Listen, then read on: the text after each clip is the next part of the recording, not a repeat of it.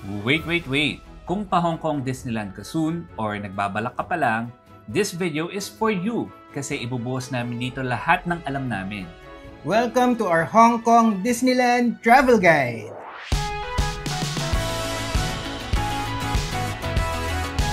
Hey there, Peter! We are Vince and Josh, and pareho kaming addict sa theme parks, lalo na sa mga Disney parks. Pero bago ang lahat, please help us by liking and commenting on this video. And kung hindi ka pa nakasubscribe, baka naman pwedeng makalambing dyan. So, click the subscribe button, ring the bell next to it, and select all para hindi mo ma-miss ang mga informative travel videos natin in the future. And for more travel tips, join the Poor Traveler Support Group on Facebook and magtsikahan tayo doon. Just type in facebook.com/groups/thepoortraveler, single L. Okay, let's start the video. Actually, kakabalik lang namin from Hong Kong Disneyland to celebrate its 20th anniversary. Yes, 20 years nang nag-ooperate ang Hong Kong Disneyland. Una itong nagbukas noong 2005 and yung HK Disneyland noon, malaki na rin ang pinagbago. Unang visit namin dito ay 2011 pa and ibang-iba pa ito noon. Ngayon kasi, mas marami ng rides, mas bongga na ang fireworks display, and mas festive na overall yung atmosphere. Siyempre, para makapasok sa Disneyland, kailangan mo ng ticket. Unahin na natin kung magkano. Gone are the days na simple lang ang lahat, na may isang presyo lang ang ticket or may weekday and weekend rates. Ngayon kasi, iba-iba na ang presyo kasi may tiering system na sila. Ano ba tong tiers na to? Ganito kasi yan. Basically, may 4 tiers ng tickets. Tier 1 ang pinakamura. Tier 4 ang pinakamahal. Tignan nyo itong October tiering calendar ng Disneyland. I-juxtapose nyo yan sa kung magkano ang ticket sa Klook. Yung mga midweek or Tuesday to Thursday, sila yung Tier 1. Nasa 611 Hong Kong dollars or 4,442 pesos ang ticket. Yung normal na weekend, Tier 3 sila, which costs 695 Hong Kong dollars or 5,071 pesos. Pero kita nyo itong blue na dates na to, sa taas, Tier 4 yan. And I think it's because October 1 is National Day sa Hong Kong. So, the days after it ay yung weekend after this public holiday. So, mas mataas talaga ang demand. And ang ticket sa dates na yan ay 889 Hong Kong dollars or 6,463 pesos. That's more than 2,000 pesos na mas mahal kumpara sa Tier 1. Laking difference nun mga mi. So, if magdi-Disneyland kayo, itapat nyo sa Tuesday to Thursday and iiwas sa mga peak days and around the holidays para likely na Tier 1 lang. Pero tingnan nyo pa rin talaga yung schedule kasi ang alam ko may time na sarado yung Disneyland pag Wednesday. Merong ganong period eh. Pero ngayon chinecheck ko naman ngayon, hindi naman na ganon. So, ewan ko rin. Basta check nyo yung calendar. Pero may mga discounts and freebies ka namang mahahanap. Sa Klook, as of this recording, you can get 5% off sa Hong Kong Disneyland ticket. To avail, just visit the Poor Traveler's Creator Shop. Here's how. Kung sa Klook mobile app, just search The Poor Traveler and wait for the results to appear. Tapos, select The Poor Traveler Creator Shop. Kung sa laptop or desktop naman kayo nag-check, punta lang kayo sa www.thepoortraveler.net/shop and it will lead you to our Creator Shop din. Scroll down a bit and may makikita kayong mga discounts. Click nyo yung theme parks na tab and then choose yung discount for Hong Kong Disneyland and tap redeem. Ma-add na yan sa account nyo. Then scroll down kayo ulit and under Hong Kong, select Hong Kong Disneyland Park Ticket. And sa next page, pwede na kayong mag-book ng ticket dyan. Makikita nyo sa screen yung mga presyo. Or, kung hindi pa kayo makadecide kung ano yung ibubook nyo, tapos gusto nyo balikan ulit yung page na to, puntahan nyo na lang itong link na to na nasa screen. Ilalagay din namin sa description ng video na to and sa pinned comment. Merong standalone ticket lang. If ayaw nyo ng complicated, pwedeng yan na lang yung bilhin. Minsan may mga freebies. Like now, merong free 20th anniversary party hat. Meron ding mga packages for groups or families na mas makakamura ka. Pero gusto kong mag-focus sa dalawang promos nila in particular. Yung una ay yung may kasamang early park entry pass. Yosh, ano ba yung early ek-ek na yan? Basically, if you have an early park entry pass, makakapasok ka ng mas maaga sa Disneyland. Specifically sa World of Frozen and Fantasyland. Ng 1 oras before yung normal na opening time. Isang oras lang yan, pero malaking bagay yan. Itong World of Frozen kasi ang pinakabago and pinakamatunog na zone dito ngayon, so napakabilis humaba ng pila niyan. Yung second na gusto kong i-highlight ay yung non-stop 2-day fun ticket. Ito yung sobrang sulit din talaga. Sa dami ng pwedeng ma-enjoy sa Disneyland, minsan parang kulang pa talaga yung 1 day. So, 2 days mo na. And for an additional 100 Hong Kong dollars lang, that's roughly 720 pesos, you can purchase this non-stop 2-day fun ticket. Mas masusure mo na masasakyan mo lahat. Pero, kailangan 2 days na magkasunod ha, 2 consecutive days. Yung 2-day promo na yan hanggang this year lang, pero sana i-extend nila. Meron din palang tinatawag na Disney Premier Access which will give you priority access to select attractions. Mas i-discuss ko yan later. So again, just search The Poor Traveler on Klook mobile app or if sa browser, visit thepoortraveler.net/shop to book discounted Disneyland tickets. And once na may ticket na kayo, i-check nyo kung kailangan nyo pa bang mag-reserve. Yes, making a reservation is required. So ngayon, for most tickets booked on Klook, there's a big chance you will be automatically reserved for the date na sinelect mo when you book your ticket on Klook. But nag-iiba-iba kasi siya. So to be sure, makikita nyo naman if kasama na siya upon booking. Naka-indicate naman siya sa package details. What if gusto mong mag-change ng date of visit? Ang alam ko, pwede naman. But you also need to change the reservation na automatically ginagawa ng Klook for you. To do that, just visit Hong Kong Disneyland's reservation page. Then under Park Visit Reservation, select Manage or Link Reservation. You'll need to create an account first. Again, you only need to reserve if hindi pa automatically kasama ang reservation sa ticket that you book. Pero most tickets now ay kasama na talaga. Para saan ba tong reservation na to? Short answer is to control yung dami ng tao sa park. Noong una, medyo irita rin ako sa extra step na to ng Hong Kong Disneyland, pero after ko makabalik sa Tokyo Disney Resort, kung saan sobrang konti lang ng nasakyan namin dahil sa haba ng mga pila, mas na-appreciate na namin tong galawan ng HK Disney. Sana gawin na rin ng Tokyo sa totoo lang. Anyway, now that you have your ticket and reservation, siguro isipin mo na rin kung saan ka magstay sa Hong Kong. Okay, una, nasaan ba ang Hong Kong Disneyland? Kung pipilosopahin ko ang sarili ko, sasabihin ko, obviously, nasa Hong Kong. Pero I mean, saan doon? This is the map of Hong Kong. Ang city center ay itong Kowloon sa peninsula and central area sa Hong Kong Island. Dito nagsistay ang maraming mga turista. Pero, asan dyan ang Disneyland? Well, andito sa Lantau Island. Yes, malayo siya from the city center. In fact, nasa ibang island pa nga. From Tsim Sha Tsui, it's roughly 30 minutes kung ida-drive or 1 hour if public transportation. So, if ang main highlight ng Hong Kong trip nyo ay Disneyland, lalo na if 2 days ang Disney adventure nyo, and kung may 1 day din na pupunta kayo sa Ngongping 360, yung cable car na may Big Buddha, for me, ang best areas talaga ay andito sa tatlong to. Yung Hong Kong Disney Resort, Tung Chung, and Sky City. Unahin na natin itong Disneyland Resort mismo. May 3 Disney resorts around the area. Disney Explorers Lodge, Disney's Hollywood Hotel, and Hong Kong Disneyland Hotel. Sa mga yan, yung Disney Explorers Lodge pa lang yung natry namin. Ito yung pinakabago and pinakamalaki sa 3 with 750 rooms across 4 wings na may Asia, Africa, Oceania, and South America. Ito yung itsura ng standard room nila. May 2 double beds and it can accommodate up to 4 guests. So, perfect ito for families and barkadas. Pagpasok pa lang namin, sina Mickey and Minnie agad ang bumulaga sa amin dun sa may headboard. Ilan lang yan sa mga Disney-themed decors, so talagang mag-e-enjoy ang mga bagets and bagets at heart na Disney fans.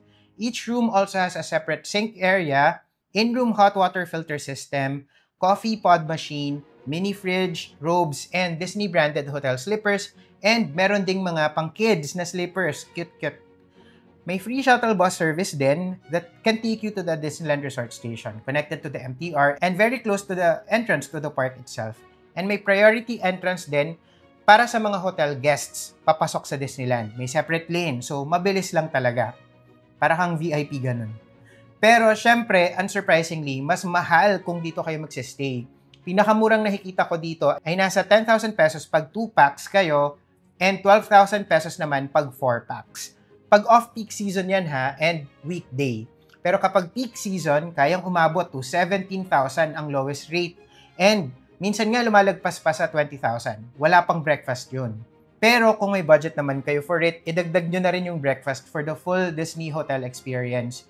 Hindi kasi eme-eme lang ang breakfast dito. It's an experience on its own. Disney Explorers Lodge has 3 restaurants and we were assigned dito sa Dragon Wind.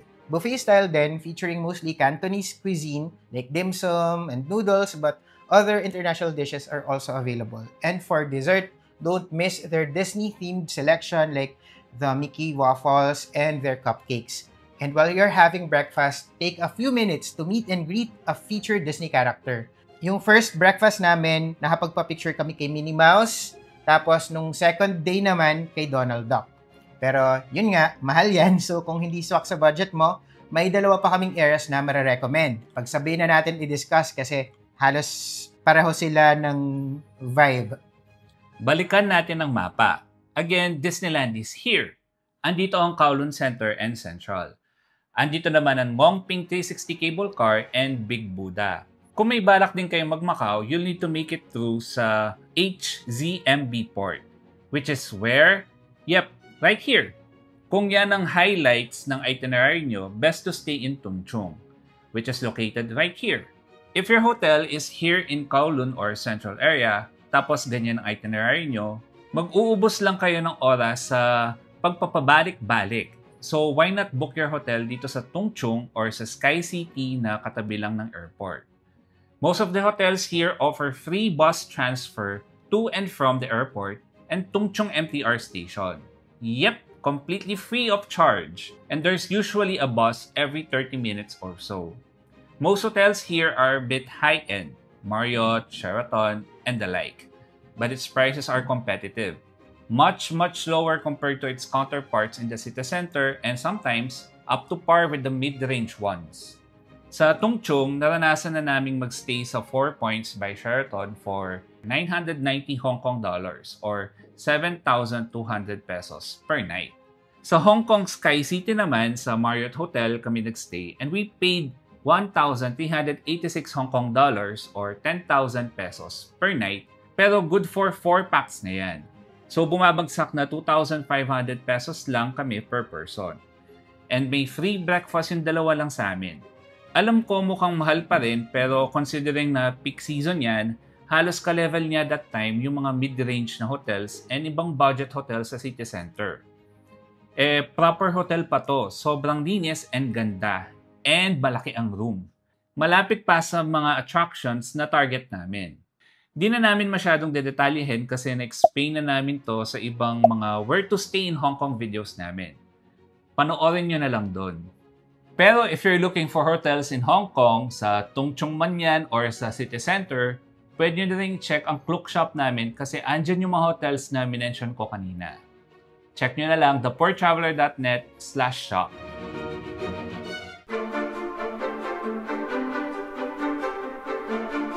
Hong Kong Disneyland has its own train station, its own train line, and its own Disney-themed trains. If you're coming from one of the Disney hotels, may mga free shuttle service diretso sa entrance ng Disneyland. May bus terminal sa likod lang ng train station. Tapos, malalakad mo na yung entrance from here. If you're coming from Tung Chung or Sky City, most hotels usually offer free shuttle service to Tung Chung Station. From there, take the Tung Chung line bound for Hong Kong and alight at Sunny Bay Station. Then switch to the Disney Resort line that will take you to the station right in front of Disneyland. If you're coming from the city center naman, Mapakowloon man yan or Central Side, you'll need to take the MTR pa rin to Sunny Bay Station. Reliable naman ang Google Maps or just enter Disneyland and follow the instructions. But most routes will lead you pa rin to Sunny Bay Station while you transfer to the Disney line. Yung Disney train, sobrang aliw kasi Mickey-shaped ang lahat, pati mga windows and bar handles. Gumagana din dito yung octopus cards, so pwede nyo gamitin yan. Paglabas mo sa station, itong welcome arc na to ang bubulaga sa'yo. Pero tandaan na mahaba-habang lakad pa bago mo marating yung actual entrance gates mula rito.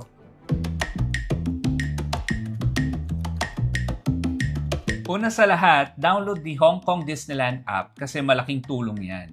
It has an interactive map where you can find the locations of restaurants, shops, bathrooms, and of course, the attractions. But aside from the location, you can also see the wait times of each attraction in real time, which can help you decide kung anong magandang sakyan next. Schedules of shows and parades are also available. Hong Kong Disneyland has 8 themed areas that you can explore. Main Street USA, Tomorrowland, Fantasyland, World of Frozen, Adventureland, Toy Story Land, Mystic Point, and Grizzly Gulch. Gagawa kami na separate video sharing what we feel is the best Hong Kong Disneyland itinerary for us. Masyado kasing mahaba para isama dito. If ayaw mong mamiss yan, make sure na subscribe ka na dito sa channel natin by hitting the subscribe button and the bell icon next to it, tapos select all para ma-notify ka pag uploaded na. Kung sa Facebook ka nanonood, like and follow this page na rin. Pero yung mga rides na napapansin namin na sobrang haba ng pila madalas ay ang Frozen Ever After, Big Grizzly Mountain Runaway Mine Cars, Hyperspace Mountain, RC Racer, Toy Soldier Parachute Drop, Jungle River Cruise, and Mystic Manor. Yung iba, kahit mahaba ang pila, mabilis namang umusad. Naka-display naman sa taas ng entrance ang wait times, pati na rin sa mobile app. Maraming nagtatanong, kailangan bang bumili ng Disney Premier Access o yung parang Fast Pass nila or Express Pass? And madalas ang sagot ko dyan ay no. Bakit? Tingnan nyo to. Yung for 3 attractions na pass, dito lang sa 5 rides na to, pipili ng paggagamitan. And honestly, yung Ant-Man, Iron Man, and It's a Small World, hindi naman ganun kahaba ang pila nila most of the time. At least in my experience. Kung mahaba man, mabilis lang namang umusad. Actually, never pa akong pumili ng matagal sa kahit alin sa mga yan, lalo na sa Iron Man. Lagi lang akong dire-diretso. Yung pass naman for 8 attractions, masyadong mahal. So for me, hindi siya sulit. Isa pang reason is, sa totoo lang, hindi ko alam if hot take ba to, pero for me, part of the experience yung pila. May mga ganap kasi sa queue areas na part ng story, and if lagi kang nakapass, you end up bypassing the line. Yes, but you also miss out on that. Basta, wag lang sigurong sobrang tagal yung pila. Kasi yun nga, yung setup dun sa story, dun yung kinukwento kasi habang nakapila kayo. And believe me guys, kung gusto lang namin kumita, bebentahan na lang namin din kayo ng pass na to. Sayang din yung commission. Cheers! Pero kasi, under normal circumstances, it's really a no for me. Siguro worth it yung Disney Premier Pass if talagang super peak or holiday and sobrang daming tao. Mas worth it pa yung early park entry. Kasi yung Frozen Ever After, yun, talagang mahaba ang pila dun. Almost all of the time. And it gives you an additional hour na head start. Tsaka Yosh, may mga paraan naman para maraming masakyan ng hindi gumagastos. Number 1, be early. Humahaba ang pila habang patanghali and sa early afternoon. So if kaya mong agahan and i-prioritize agad yung mga crowd favorites, gawin mo. Number 2, always check the app. Real-time ang updates dyan, gaya nga ng sabi ni Vince kanina, and may mga times of the day na humuhupa ang pila. So, kapag patanghali na, humahaba yung pila, pero kapag actual na lunchtime na, kasi syempre most ay kumakain na, yung karamihan, so medyo humuhupa naman ng konti. Tapos, pag late afternoon, parang pagod na yung mga tao. So, medyo umiiksi din yung wait time. Number 3, keep an eye on the wait times of the super popular rides. Kasama na dyan ang Frozen Ever After, Big Grizzly Mountain, Hyperspace Mountain, RC Racer, and Toy Soldiers Parachute Drop. Sila kasi yung pinakamahaba ang pila and pinakamabagal umusad talaga dahil na rin sa nature ng ride. Yung mga attractions like Mickey's PhilharMagic, kahit mahaba ang pila niyan, mabilis yung maubos kasi maramihan bawat screening. Number 4, take note of parade and show times. Kung gusto nyo lang naman. Tapos, work around it para hindi nyo ma-miss. Kasama na dyan ang Disney Friends Live Party at the Castle, which happens at the castle stage multiple times throughout the day. Pwede mo ring ma-meet yung mga Disney characters sa Friendtastic Parade along Main Street. Twice a day yung parada na yan. 1 p.m. and 5:15 p.m. as of this recording. And of course, yung momentous Party in the Night Sky, which happens at the end of every day. Minsan 8 p.m., minsan 8:30, minsan 9 p.m., depende sa season. Number 5, take advantage of single rider line at Toy Soldiers Parachute Drop. Ito lang yung napansin ko na may single rider option. Basically, pag may single rider kayo, ipapalsak lang kayo sa mga seats na kulang ng isa. So, if group kayo and dito kayo pumila, magkakahiwa-hiwalay kayo. Pero i-grab nyo na kasi ang tagal talagang umusad ng pila dito.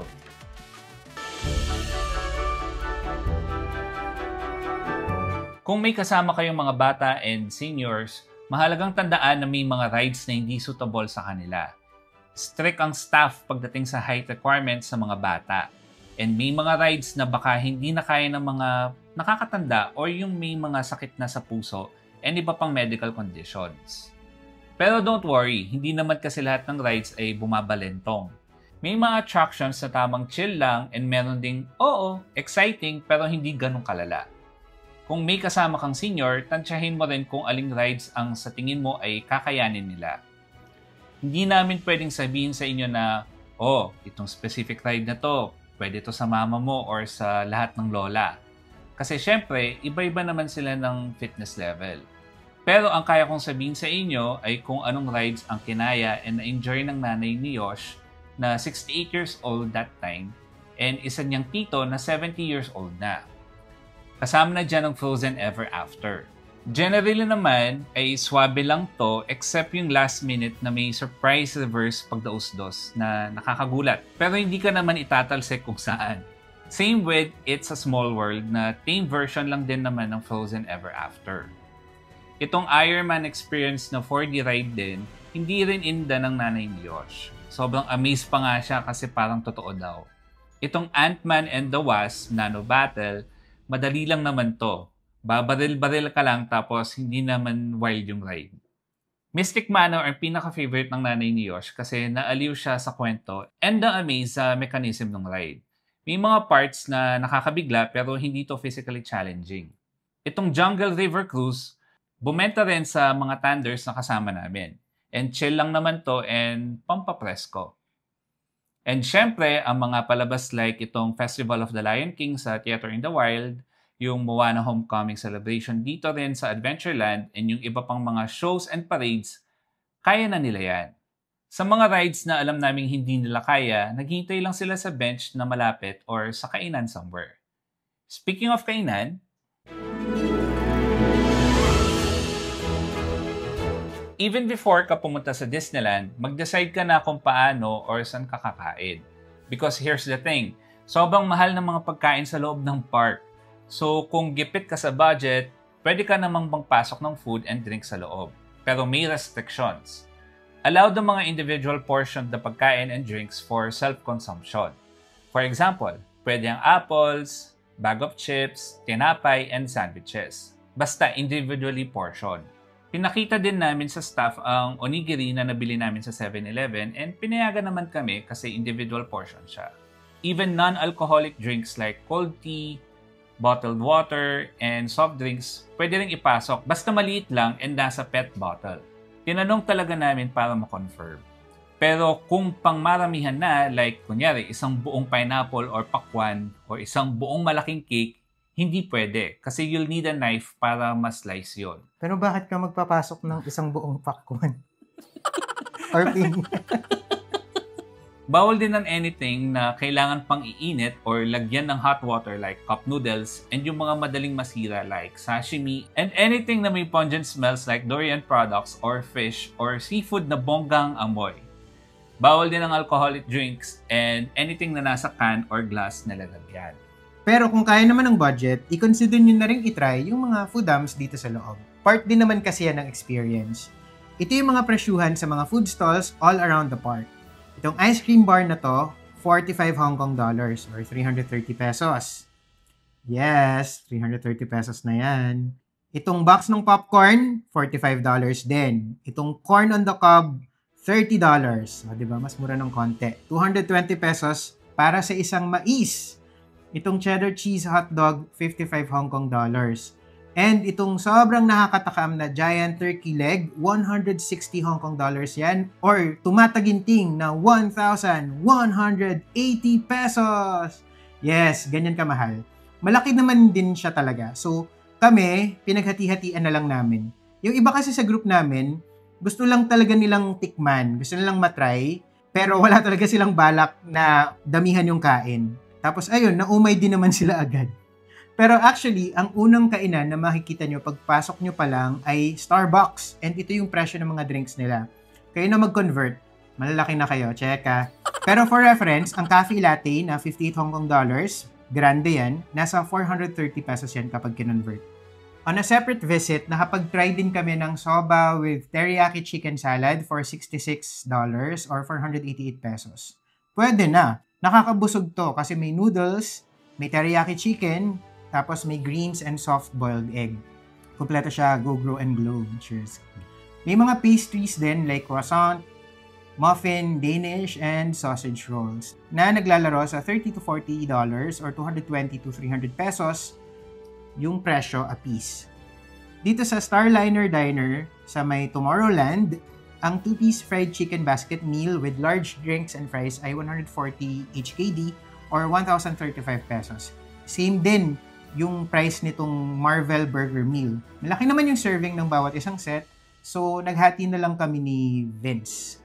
Dito naman sa The Lucky Nugget sa Grizzly Gulch Zone, 90 HKD or 665 pesos yung fish and chips combo, pero di namin yan na-try. Ang na-try namin ay itong HK Milk Tea Flavored Slush with Soft Serve, which costs 62 Hong Kong dollars or 450 pesos. And ito yung single na favorite drink ko. Nasarapan talaga ako dito, guys. Kasi ano siya, parang Slurpee, tapos merong ice cream sa ibabaw. Sa drinks naman, usually 30 HKD or 220 pesos ang soft drink or bottled water. 38 HKD naman or 280 pesos ang iced tea. Pero yun nga, kung gusto nyo makatipid, magdala na lang kayo ng drink from outside or reusable bottled water kasi may mga drinking fountains naman and pwede kayo mag-refill. And nga pala, may mga discounted meal vouchers din na available sa Klook. And meron ding iba-ibang dining offers like itong Arendelle Royal Breakfast Buffet kung saan pwede mo ring ma-meet sina Elsa and Anna. Naranasan nyo na bang ulan-min sa theme park? Kami, oo. Yung first time namin sa HK Disneyland, umuulan almost the entire day. And as someone na nakabalik na many times na iba-iba yung weather, I can tell you na malaki ang impact ng weather sa overall enjoyment ninyo. So first, let's talk about the weather. Actually, hindi weather, climate.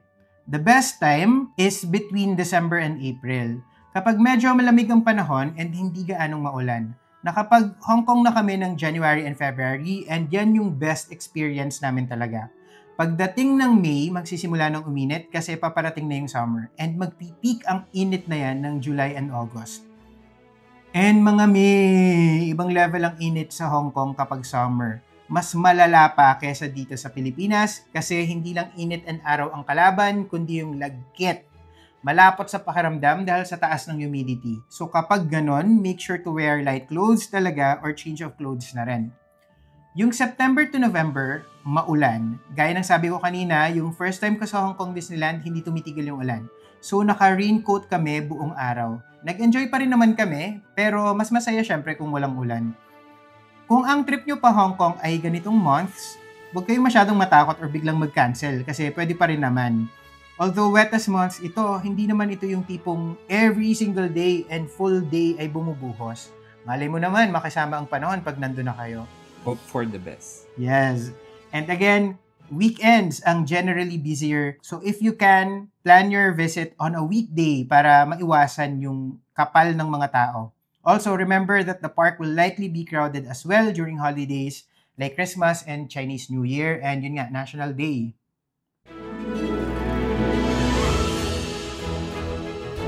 Pagdating sa safety and other practical tips, ang unang tip ko is wear bright colors. Kapag nagdi-Disneyland kami with family, nire-request ko talaga sa mga kasama ko, lalo na sa mga dependents like yung mga seniors and mga bata, na magsuot ng bright colors na damit and hat or sombrero na makulay din. Hindi lang para maaliwalas and mas festive ang mood, pero para mas madali namin silang makita in case magkawalaan.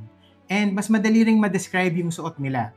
Yung nanay ko nga, laging sinusuot itong kulay orange na halaman na sombrero. Tuwang-tuwa siya dyan kasi nakukitan siya. And tuwang-tuwa din naman ako kasi kitang-kita ko siya kaagad. Kahit nasa gitna pa ng crowd siya, and kahit gabi, and kahit malayo ako, madali ko siyang ma-spot. Like, find your nanay, makikita ko siya. Make sure din na connected kayo sa internet lahat para in case nga magkawalaan kayo, madali niyong matatawagan ng isa't isa. May eSIM, physical SIM, and Wi-Fi rental din sa Klook. Book nyo na lang dun. Next, don't push your luck. If may medical condition kayo na hindi suitable sa isang ride, wag nyo nang i-risk. Mahirap na dito pa kayo magkabihira, di ba? Drink lots of water. May mga water refilling stations naman sa loob ng park. Yes, although medyo konti, pero meron. And wear comfortable clothing and footwear. Buong araw na lakaran to mga best. So wear reliable shoes and appropriate clothes. Don't forget sunblock, lalo kapag sobrang tirik na tirik ang araw. And payong na rin in case umulan. And lastly, bring your passport. Kasi yan ang batas nila. Kailangan lagi mo yung dala. And hindi mo rin masabi, baka masubject ka to police inspection tulad ng nangyari sa amin. Galing kami noon sa Disneyland pauwi sa hotel nang bigla kaming i-approach ng 4 na police and in-inspect lahat ng mga gamit namin. Buti na lang dala namin ang passports namin kasi may fine yun kung hindi. Di rin namin alam bakit kami na-inspect. Siguro kasi summer noon and ang init. So hulas na hulas kami siguro and mukhang di gagawa ng maganda. Cheka. Speaking of pauwi,